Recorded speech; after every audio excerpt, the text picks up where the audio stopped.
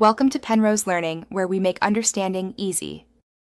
You start by powering both devices and opening the camera's connectivity menu.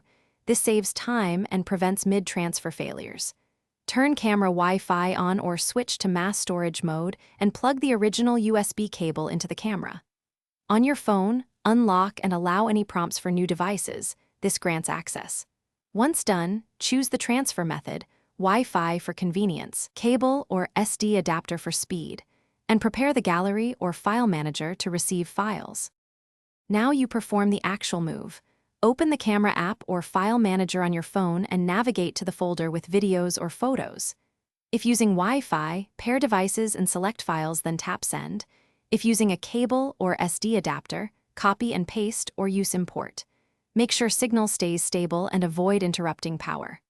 While transferring, watch the progress indicator. Large 4K clips take longer, so prioritize smaller batches to reduce errors and confirm successful writes before ejecting. Once transfers finish, verify a few files by playing them in your phone's gallery to confirm integrity. Then safely eject the camera or SD adapter to avoid corruption. This step is critical. If something goes wrong, retry with smaller batches, check that file formats are supported by your phone, and update the camera firmware or transfer app. If transfers still fail, try a different cable, adapter, or use a computer as an intermediary to identify whether the camera, phone, or media is the problem. Thanks for watching. If this was helpful, leave a like and consider subscribing. See you next time.